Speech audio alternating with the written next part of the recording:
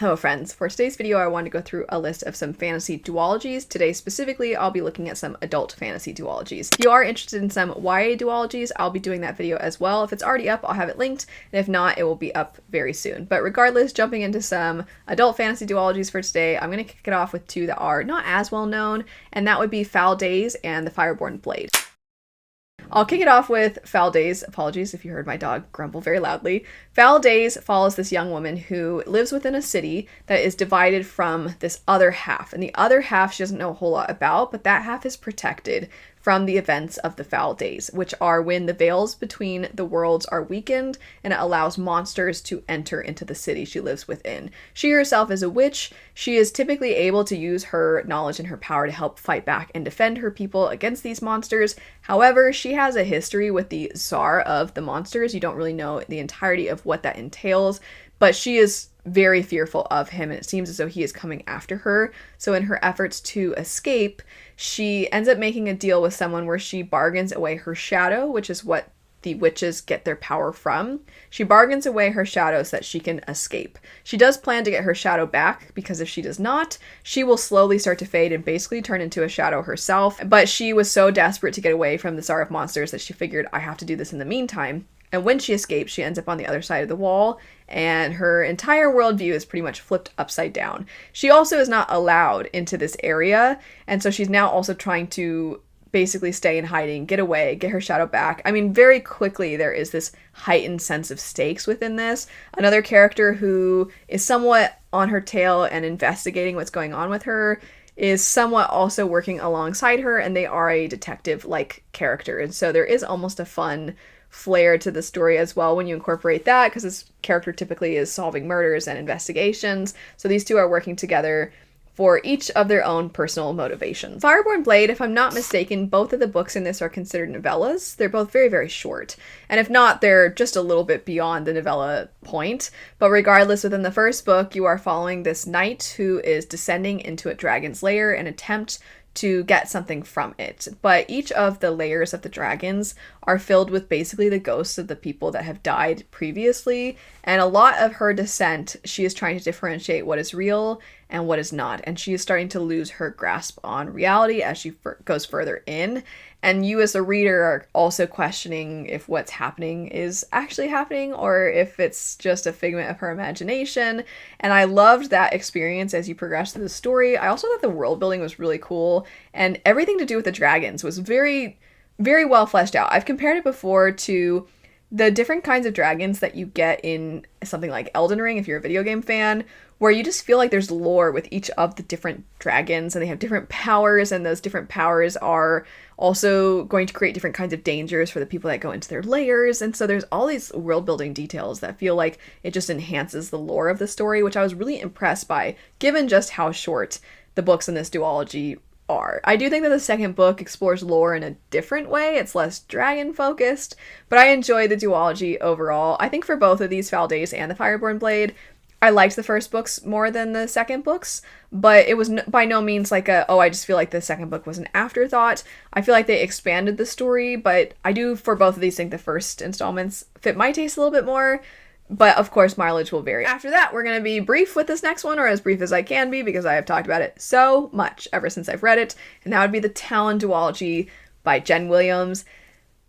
It's fantastic. I just, every time I bring it up, I'm just like, oh, it's so good. The setup for the story, you follow a collection of different characters, and one of the initial characters you are introduced to is a set of griffins deciding on whether or not they should take in a human child that they find. And then the perspective that you follow shortly after that is a woman who was part of the military of her world. The wars have ended, and war is one way to put it. It's more like the conquering of other people. And so by some she's seen as a hero, by some she is seen as a villain, but she doesn't really know what to do with her life now that the wars have ended, and she decides to go to what is basically like the near mythical land of Brittletane, where so many of the stories you don't know if they're real or not. She decides to go to this place because she has lost a lot of her memories, and she is trying to seek answers and understand certain visions that are starting to come to her. You also have, in the general world building, the enhancements that she had as a soldier are through what are known as Titans. their bones that are left behind. Griffins are some of the last remaining Titans. Their world used to be filled with different creatures that all fall under the umbrella of Titan, and their bones can be used to enhance human beings to create these super soldiers, basically, which is what her empire did to her. And you have some characters that are also trying to seek out new Titan bones. There's just so much more to it even than that. I did a whole quite in-depth review for this one. I actually have a review for Valdez as well. But I was like, I gotta talk about this duology, because when I read it, I was like, it's so good. The fantasy world building is amazing. There's so much to it. The lore, the actual on-page what's happening in real time is fascinating. The characters are great. I had such a great time with the Talon duology. Very, very, very underhyped. Very underhyped. All three of these, I think, deserve a lot more love. Now moving to some that are pretty well known. I don't think these are ones that I'm introducing most of you to. You've probably at least heard of them or seen their covers. Daughter of the Moon Goddess. This one is definitely, I mean, the cover is gorgeous, and it's kind of got iconic imagery. It's very pretty, and I'm sure you can picture it vividly even without me having an image on the screen. The Daughter of the Moon Goddess duology, what I think is really fun about this is it does feel very familiar. You follow this young girl whose mother is the Moon Goddess, and after she is put in danger, our main character finds herself now in the land of the other celestial beings. She's trying to understand her mother's exile. She's trying to elevate herself, and in doing all of this, she ends up kind of becoming intertwined with some of the political things that are going on. Within the story, there are certain tropes we've seen before. The way that the plot progresses it's not the most unique of stories, but I think what really makes it sparkle, you could say, for a lot of people is that the way that the descriptions are done are just so beautiful, and the way that the environment is told to you, described to you, it sounds so lustrous, and I genuinely feel like celestial is the perfect way to capture it. If you're going to imagine a land of celestial beings, you're like, yeah, that's exactly what they would live in. It's just so vivid and so lush and so pretty. And I think there is this kind of like familiarity that's comforting to this story, but watching how it plays out and visually kind of imagining the environment, I think it just creates this, it's almost cozy because it reminds you of something that you've experienced before, but also in a very vibrant and lush way. I do want to elaborate also on the fact that I think Daughter of the Moon Goddess, sometimes it gets seen as YA, and then also sometimes it gets seen as fantasy romance or romantasy, so I want to elaborate on that so you have a decent idea. I don't think there's anything in this that is exceptionally explicit or that feels as though it has to be read by an adult audience. I think that I could see somebody who enjoys YA books enjoying this, and then also the romantasy and fantasy romance angle of it.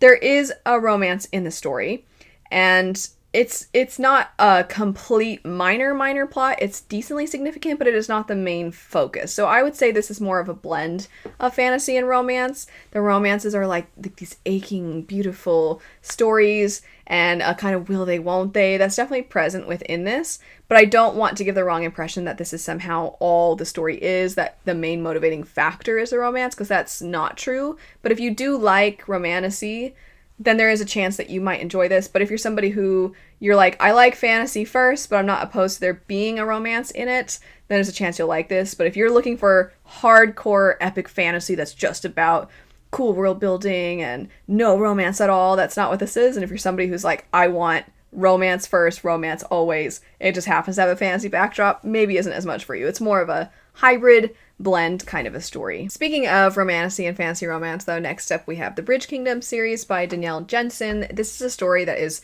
basically like 3 duologies in one, and they're duologies that continuously expand. I think we're very familiar with this format with a series of standalones. That's usually what we end up seeing. This is a series of duologies. In the first 2 books, you follow 2 main characters, and the initial setup is that they are having a marriage alliance that they have to adhere to, and both of them are going into it knowing that they do not trust the other person. One of them, his name is Aaron, and he is the ruler of the Bridge Kingdom. The woman that he is marrying is from a kingdom where he knows those people want to do anything they can to take advantage of this specific landmark that they have, this bridge that they use, and it helps with trade and other such things. It makes them a really integral part of this entire area. A lot of people are after that component.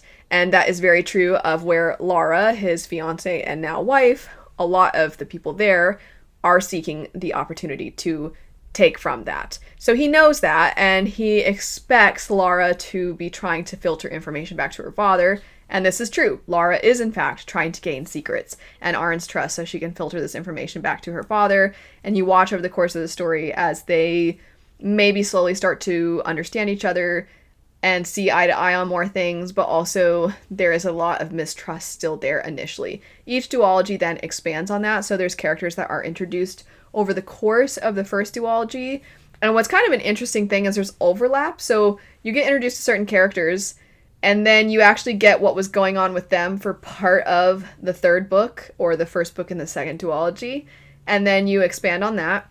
And the next duology that has come out, you are looking at the main character, Arn's sister. You're looking at her story within the third, and there's always a lot of political intrigue in these stories. They're not magic heavy whatsoever. In fact, there's basically no magic. It is mostly just political fantasy, and you're looking at trade, you're looking at war, you're looking at battles, and you're following these characters as they are constantly trying to determine who they can trust and who is their enemy. After that, we have the Elements of Cadence duology. So we have a River Enchanted and a Fire Endless. The writing in a River Enchanted and a Fire Endless I thought was fantastic. It does evoke imagery, and it's very good at transporting you to the setting, which I think is what really shined for me in this duology.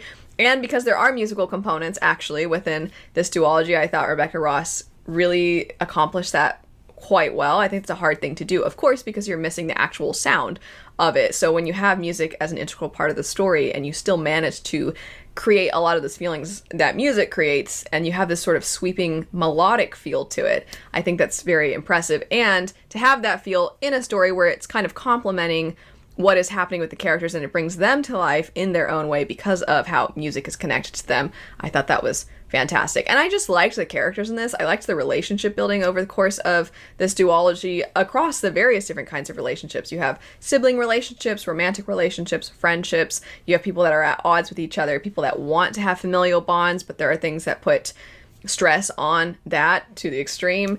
But I really just enjoyed being in this world. I thought it was great. It's not necessarily the most interesting plot, and I wouldn't say I had to turn the page because I had to know what happened next. It's so fast-paced and action-packed. It's not that kind of a story. Just one that I enjoyed sitting in. You just want to get lost in this fantasy world. I think that those books accomplish it very, we started the duology list today with some lesser known. We'll go ahead and end it that way as well. So we have the Clocktaur War by T. Kingfisher. T. Kingfisher has had her career really take off. She's always kind of been a hybrid author where she has some works that are traditionally published, some that are self-published, and now some of her works that were previously self-pub are being traditionally published.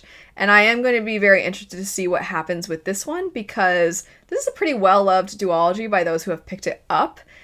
I'm curious to see how, though, it kind of enters into her traditionally published career. This is a story that is a fantasy, it's a steampunk series, for sure. She is pulling from that. And this author, if you don't know anything about T. Kingfisher, she writes in different age ranges, she writes with different genres, and then this one really emphasizes that she can also really capitalize on subgenres as well. A lot of times she blends genres together, which makes for some really fun reads, like A Sorceress Comes to Call. This one is like ragtag group of people come together to accomplish a certain mission, and that certain mission in this particular story definitely has to do with some of the steampunk innovations and them feeling like there's this impossibility and going up against them. It's fun, it's explosive, it's a good time, it's not too heavy, it's kind of just a fun, lighthearted adventure sort of feel where it has the pieces of what feel like classic fantasy group comes together, but then also it just has those steampunk pieces in it that I think makes it stand out a little bit. It's not the most serious of stories, it's not the most beautiful of stories, but it's definitely a fun time. If you're interested in any of these, I'll have them linked in the description bar. Feel free, of course, to leave your own duology recommendations as well. But anyway, thanks so much for watching. I hope you have a great rest of your day, and I'll see you later. Bye.